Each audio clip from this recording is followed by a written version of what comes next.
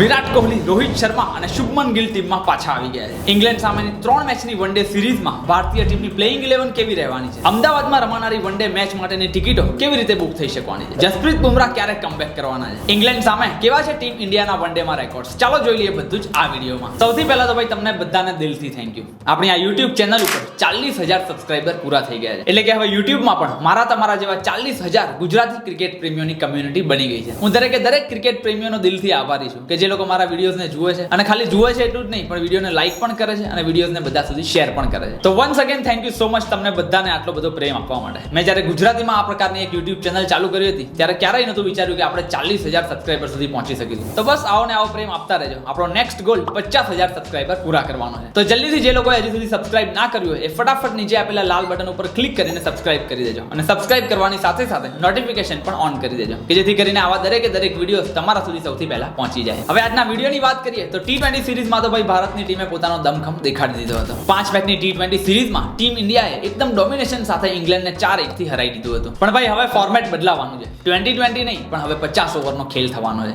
ભારતની ટીમમાં વિરાટ કોહલી અને રોહિત શર્મા પાછા આવી જવાના છે. તો ઇંગ્લેન્ડની ટીમમાં પણ જો રૂટ જેવા લેજેન્ડરી વનડે બેટ્સમેન પાછા આવી જવાના છે. 6મી ફેબ્રુઆરીથી ભારત અને ઇંગ્લેન્ડ વચ્ચે 3 મેચની વનડે સિરીઝ ચાલુ થવા જઈ રહી છે. આ સિરીઝની પહેલી વનડે મેચ 6મી ફેબ્રુઆરીએ નાગપુરમાં, બીજી વનડે 9 ફેબ્રુઆરીએ કટકમાં અને ત્રીજી વનડે મેચ 12મી ફેબ્રુઆરીએ આપણા અમદાવાદના નરેન્દ્ર મોદી સ્ટેડિયમમાં રમાવાની છે. અમદાવાદમાં રમાનારી આ ત્રીજી વનડે મેચની ટિકિટો ઓલરેડી બુક માય શો ઉપર લાઈવ થઈ ગઈ છે. ઓલરેડી મેં ટિકિટ બુક કરવા માટેની લિંક આપણી ટેલિગ્રામ ચેનલ ઉપર સૌથી પહેલા મૂકી દીધી હતી. તો જો તમે પણ હજુ સુધી ટિકિટો બુક ના કરી હોય તો ફટાફટ નીચે આપેલી લિંક ઉપર ક્લિક કરીને આપણી ટેલિગ્રામ ચેનલમાં ખાસ જોડાઈ જજો. હવે જો વનડે ફોર્મેટમાં ભારત અને ઇંગ્લેન્ડના અમુક રેકોર્ડ્સની વાત કરીએ તો અત્યાર સુધી આ બંને દેશો વચ્ચે ટોટલ 107 વનડે મેચો રમાયેલી છે. જેમાંથી ભારતની ટીમ 58 મેચો અને ઇંગ્લેન્ડની ટીમ 44 મેચો જીતેલી છે. એટલે ઓવરઓલ જોવા જઈએ તો વનડેમાં પણ ભારતની ટીમનું જ પલડું ભારે લાગી રહ્યું છે. રિસન્ટ પરફોર્મન્સીસની વાત કરીએ એટલે કે છેલ્લી 5 વનડે મેચોના રેકોર્ડની વાત કરીએ તો એમાં પણ ભારતની ટીમ 5માંથી 4 મેચોમાં ઇંગ્લેન્ડને હરાઈ ચૂકી છે. ભાઈ 2023ના વનડે વર્લ્ડ કપની ઇંગ્લેન્ડ સામેની મેચ તો યાદ છે ને? મોહમ્મદ શામીનો એ સ્પેલ કોણ ભૂલી શકવાનું હતું? યાદ છે ને બેન સ્ટોક્સને કેવી રીતે સેટઅપ કરીને બોલ્ડ માર્યો હતો? એટલે ભાઈ T20 ફોર્મેટ હોય કે વનડે ફોર્મેટ, ભારતની ટીમ ઇંગ્લેન્ડ ઉપર હંમેશાથી હાવી જોવા મળી છે. આ ઉપરાંત જો ઘર આંગણે ઇંગ્લેન્ડ સામે રમેલી વનડે મેચોની વાત કરીએ તો એમાં પણ ભારતની ટીમ 52માંથી 34 વખત તો જીતી ગયેલી છે. અમુક ઇન્ડિવિજ્યુઅલ રેકોર્ડની વાત કરીએ તો અત્યાર સુધી રમાયેલી ભારત અને ઇંગ્લેન્ડ વચ્ચેની વનડે સિરીઝમાં મહેન્દ્રસિંહ ધોની ભારત માટે સૌથી વધારે રન ફટકારનાર બેટ્સમેન રહ્યા છે. અને જો બોલિંગ ડિપાર્ટમેન્ટની વાત કરીએ તો આપણા બાપુ રવિન્દ્ર જાડેજા ભારત અને ઇંગ્લેન્ડ વચ્ચે રમાયેલી અત્યાર સુધીની વનડે સિરીઝમાં વિકેટો લેવામાં ટોપ ઉપર રહ્યા છે. એટલે ભાઈ અત્યાર સુધી તો ઇંગ્લેન્ડ ઉપર ભારતનું ડોમિનેશન જોવા મળ્યું છે અને હવે તો T20 સિરીઝ પતી ગયા બાદ ભારતીય ટીમના સિનિયર્સ પણ પોતાની ટીમમાં પાછા આવી ગયા છે. યસ, વિરાટ કોહલી,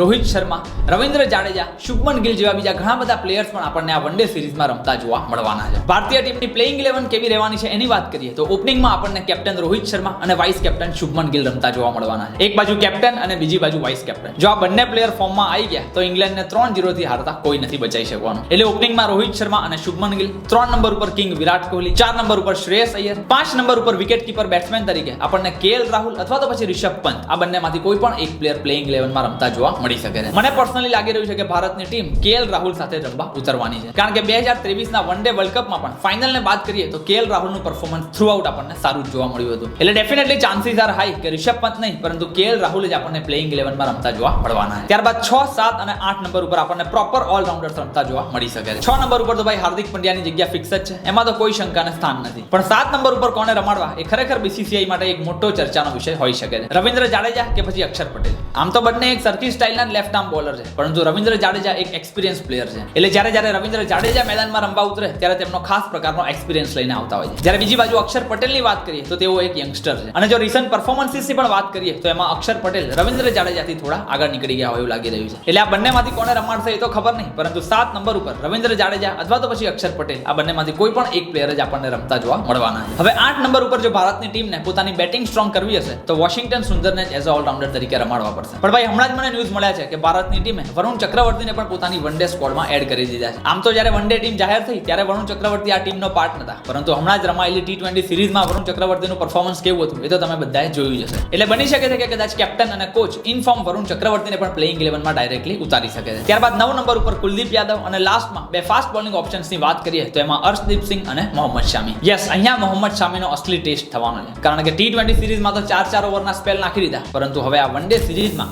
10-10 ઓવરના સ્પેલ નાખવા પડવાના છે. ઇનફેક્ટ આપણા T20ના સુપરસ્ટાર અર્શદીપ સિંહ માટે પણ આ વનડે સિરીઝ ખાસી એવી ચેલેન્જિંગ રહેવાની છે. એટલે જસપ્રીત બુમરાહ અને મોહમ્મદ સિરાજની ગેરહાજરીમાં બેટિંગમાં ભારતીય ટીમનું ફાસ્ટ બોલિંગ યુનિટ આ સિરીઝમાં કેવું પરફોર્મ કરે છે એ ખરેખર જોવાની મજા આવવાની છે. જસપ્રીત બુમરાહની ફિટનેસ અપડેટની વાત કરીએ તો તેઓ અત્યારે બેંગ્લોરમાં પહોંચી ગયા છે કે જ્યાં તેઓ BCCIની નેશનલ ક્રિકેટ એકેડેમીમાં પોતાની ફિટનેસ ઉપર કામ કરી રહ્યા છે. જો જસપ્રીત બુમરાહ જલ્દી જ 100% ફિટ થઈ જાય છે તો તેઓ ઇંગ્લેન્ડ સામેની આ વન ડે સિરીઝની ત્રીજી મેચમાં પણ કમબેક કરી શકે છે. જો કે મને એવું લાગી રહ્યું છે કે જસપ્રીત બુમરાહ ફિટ થઈ જશે તો પણ તેઓ ડાયરેક્ટ ચેમ્પિયન્સ ટ્રોફીમાં જ આપણને રમતા જોવા મળવાના છે. તો ઇન શોર્ટ આ પ્રકારની એક સ્ટ્રોંગ પ્લેઇંગ 11 આપણને ઇંગ્લેન્ડ સામેની વન ડે સિરીઝમાં રમતા જોવા મળવાની છે. તમારી પ્લેઇંગ 11 કેવી છે એ મને નીચે કોમેન્ટમાં લખીને ખાસ જણાવજો. શુભમન ગિલ, વિરાટ કોહલી અને રોહિત શર્મા ભારતીય ટીમના આ ત્રણેય ટોપ ઓર્ડરના બેટ્સમેન માટે આ વન ડે સિરીઝ ખરેખર ખૂબ જ ઇમ્પોર્ટન્ટ રહેવાની છે. આપણે તો ખરેખર આશા રાખીએ કે ચેમ્પિયન્સ ટ્રોફી પહેલા આ ત્રણેય ટોપ ઓર્ડરના બેટ્સમેનો પોતાના ઓરિજિનલ ફોર્મમાં પાછા આવી જાય. લાઈવ શેમાં જોવા મળવાની છે એની વાત કરીએ તો ભારત અને ઇંગ્લેન્ડ વચ્ચે રમાનારી આ 3 મેચની વન ડે સિરીઝ હોટસ્ટાર ઉપર તમને લાઈવ જોવા મળી જવાની છે. અને જો ટીવીની વાત કરીએ તો આઈ થિંક સ્પોર્ટ્સ 18 ની ચેનલો ઉપર તમને આ બધી જ મેચો જોવા મળી જવાની છે. દર સિરીઝની જેમ આ વખતે પણ આપણે ટેલિગ્રામ ઉપર એક ગીવ અવે રાખેલું છે કે જેમાં તમે 3 સિમ્પલ સવાલોના જવાબ આપીને ₹300 કેશ જીતી શકો છો. ભારત અને ઇંગ્લેન્ડ વચ્ચે રમાનારી આ વન ડે સિરીઝમાં સૌથી વધારે રન કોણ મારવાનું છે, સૌથી વધારે વિકેટો કોણ લેવાનું છે અને પ્લેયર ઓફ ધ સિરીઝ કોણ રહેવાનું છે. બસ આ સિમ્પલ 3 સવાલોના જવાબ આપીને તમે ₹300 રિયલ કેશ જીતી શકો છો. આ બધા સવાલોના જવાબ તમારે અહીંયા નહીં પણ ટેલિગ્રામ ચેનલમાં જઈને આપવાના છે. ત્રણેય સવાલોના સાચા જવાબ આપનારમાંથી એક લકી વિનરને આ પ્રાઇઝ મની મળી જવાની છે. તો ફટાફટ નીચે આપેલી લિંક ઉપર ક્લિક કરીને આપણી ટેલિગ્રામ ચેનલમાં ખાસ આવી જજો. જો આ વિડીયો ગમ્યો હોય તો પ્લીઝ એને લાઈક કરી દેજો અને તમારા દરેક ગુજરાતી મિત્રો સુધી એને શેર કરી દેજો. જો તમારા કોઈ સવાલ હોય તો એ પણ નીચે કોમેન્ટમાં લખવાનું બિલકુલ ના ભૂલતા.